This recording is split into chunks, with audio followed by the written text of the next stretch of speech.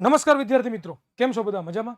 આજે એક વિડીયોઝ જોઈ રહ્યો હતો અને મારા વિડીયોઝ જૂના જે છે જોઈ રહ્યો હતો અને એ વિડીયોઝની નીચે મને એક કોમેન્ટ આવી અને એ કોમેન્ટની અંદર એવું લખ્યું હતું કે સર, અમારે વાંચવું છે, અમારે મહેનત કરવી છે, તમે જે પ્રમાણે મેં કીધું છે એ પ્રમાણે તૈયારી પણ અમારે કરવી છે, પણ સર એક મારા શરીરની અંદર રહેલો એક દુષ્ટ આત્મા, એક દુષ્ટ પ્રાણી જેનું નામ છે આળસ, એ આળસને કારણે મારે કરવું છે એ વસ્તુ હું કરી નથી શકતો.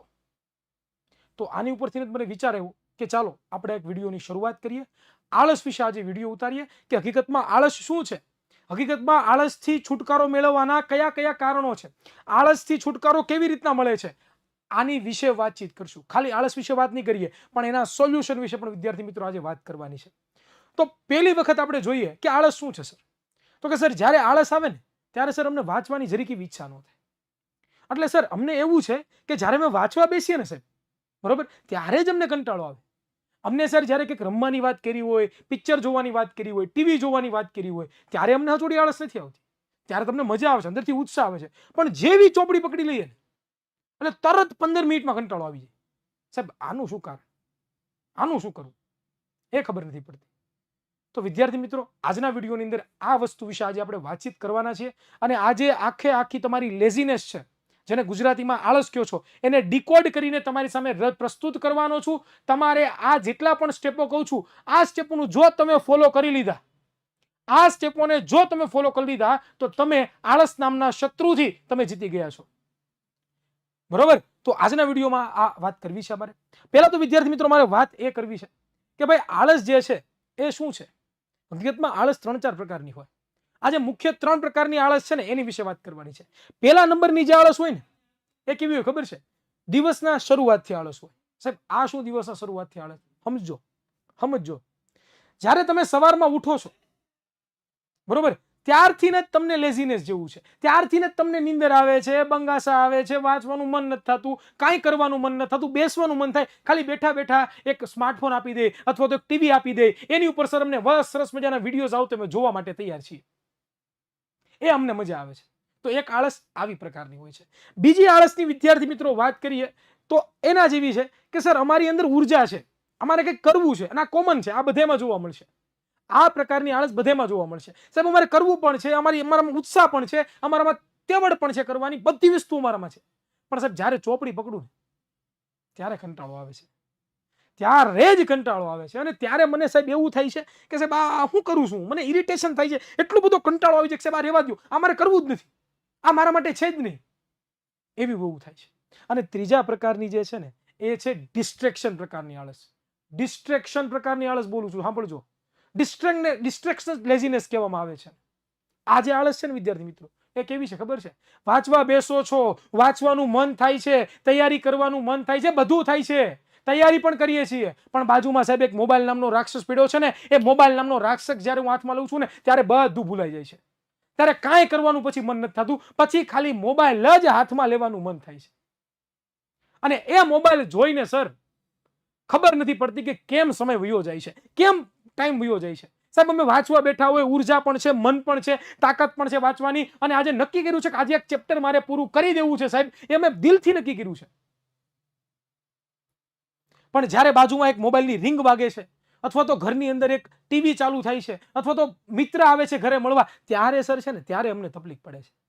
ત્યારે શું કરવું?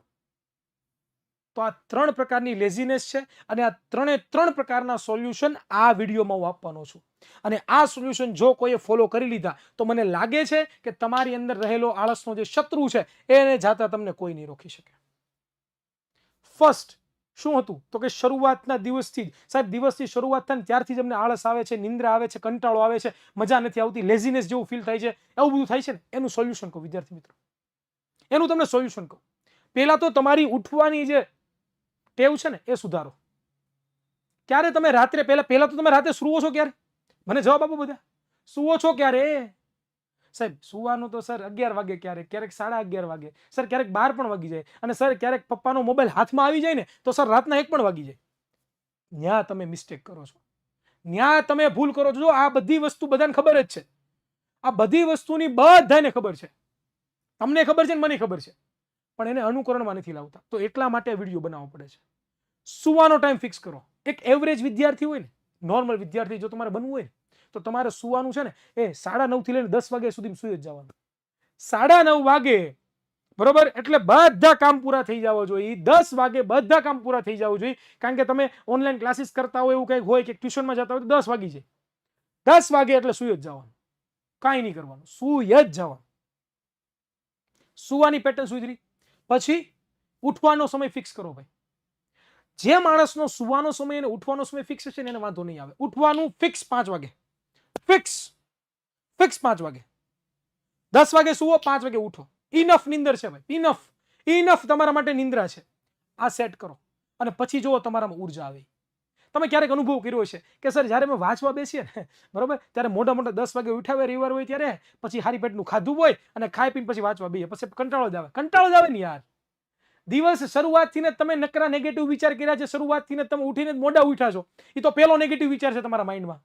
તમારા મગજને પેલું એની પાછળનું સાયન્સ સમજજો. આ પેલું સોલ્યુશન કહું છું, એની પાછળનું સાયન્સ સમજજો. તમારા મગજને જ સવારમાં ઉઠીને પેલો ખોટો સંકેત મળી ગયો કે આજે રવિવાર છે, રજા છે, મજા કરવાની છે. પછી ક્યાંથી તમારું મગજ ઠેકાણે રહે? તો પેલા તમારી સાયકલ સેટ કરો, તમારી સુવાની સાયકલ ફિક્સ કરો. This was the first laziness જો તમારે દૂર કરવી હોય તો એનું સોલ્યુશન છે, બરોબર. તો આ એક સોલ્યુશન મને લાગે છે કે તમે કરી શકો. બીજા વિદ્યાર્થીઓ જે છે એઓને એવું બધું થતું હોય છે કે સર અમારે જે છે ને એ મગજ છે ને આમ કામ નથી કરતું સાહેબ, અમારે રમવામાં એમાં મગજ બહુ હાલે, ભણવામાં મગજ નું હાલે છોડ. તો એના માટેની લેઝીનેસ માટે કરવાનું છે. તો પહેલા તો એ જે બીજા પ્રકારની લેઝીનેસ છે, એ બીજા પ્રકારની લેઝીનેસ માટે એક સરસ મજાની જે છે ને એ તમને વાત શેર કરું. એના માટે તમારે પહેલા તમારા જીવનમાં એક ગોલ હોવો જોઈએ. સાહેબ આવું તમને ખબર છે ગોલ હોવો જોઈએ? ગોલ હોવો જોઈએ. શું કામ હોવો જોઈએ? કોઈ પણ કાર્ય કરવું હોય ને તો એની પાછળનું મોટિવેશન હોવું જોઈએ ભાઈ. હું અત્યારે ભણાવું છું, હું શિક્ષક છું, ભણાવું છું, તો મારું મોટિવેશન શું છે? મારું મોટિવેશન શું છે ભાઈ? મારું મોટિવેશન છે પૈસા કમાવાનું, રાઈટ ઓર રોંગ? બીજું મોટિવેશન છે મારા વિદ્યાર્થીઓને મારા નામથી આગળ જવાનું. This was right or wrong? સાચું કે ખોટું? યસ, આ મારું મોટિવેશન છે.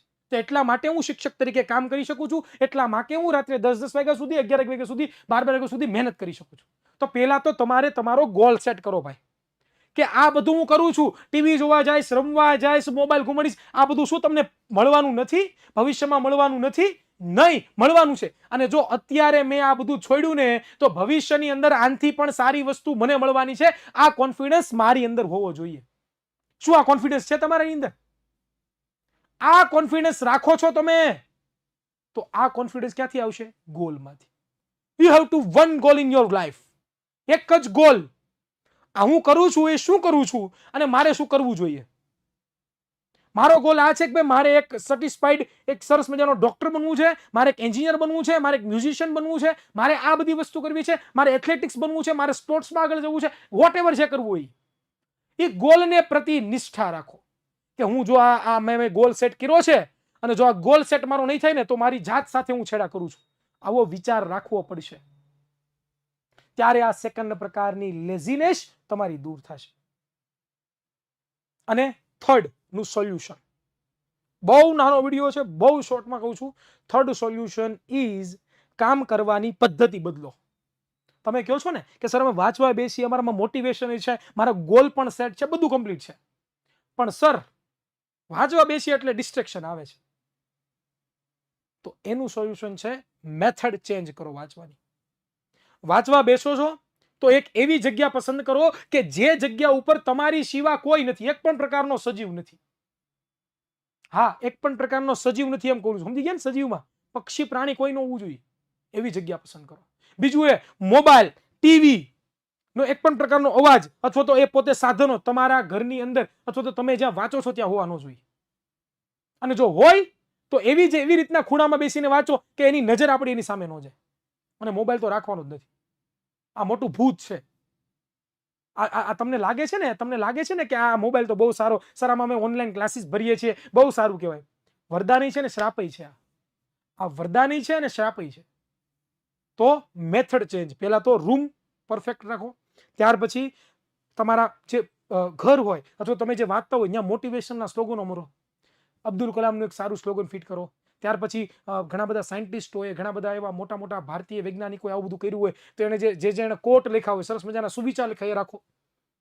એક સારું પુસ્તક વાંચવાનું રાખો, એક ધાર્મિકતા રાખો, દરરોજ સવારે ઉઠીને ભગવાનને પ્રણામ કરો, દરરોજ સવારે ઉઠીને માતા પિતાને પ્રણામ કરો. આ બધી વસ્તુ જે છે ને એ તમારી ધીમે ધીમે ડિસ્ટ્રેક્શન દૂર કરી દેશે. અને આ જે સોલ્યુશન છે ને એ સોલ્યુશન છે ત્રીજી વ્યક્તિ, જે પ્રકારના આવા વિચારો આવે છે. અને વાંચવા બેસો તો એ વાંચવાનો ટાઈમ છે ને બ્રેક કરતા જાઓ.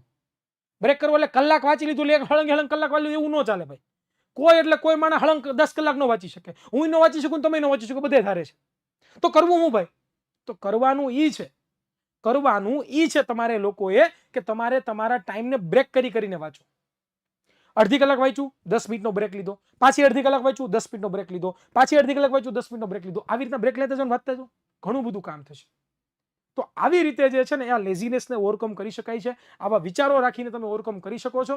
તો આ વિડીયોની અંદર આપણે એટલી જ વાત કરી કે કેવી રીતે લેઝીનેસ છે દૂર કરવી, લેઝીનેસના કેટલા પ્રકારો છે, બરોબર, અને કેવી દૂર કરવી એની આપણે વાતચીત કરી, બરોબર. લખવા બેસો, વાંચવા બેસો ત્યારે સાથે સાથે લખતું જવાનું, એટલે મગજ એક્ટિવ રહે. લખાણ કરવું નહીં, બહુ મગજ એક્ટિવ રાખવાનું કામકાજ છે, બરોબર. તો આટલી વસ્તુ કરીએ તો મને લાગે છે કે આપણે જરૂરથી જે છે એ આપણે આગળ વધી શકશું અને આપણા જીવનની રહેલો જે આ શત્રુ છે આળસ નામનો, એને દૂર કરી શકશું. તો મળીએ છીએ કોઈ નવા વિડીયોમાં. ત્યાં સુધી સર્વને જય હિન્દ, જય ભારત, ભારત માતા કી જય, નમસ્કાર.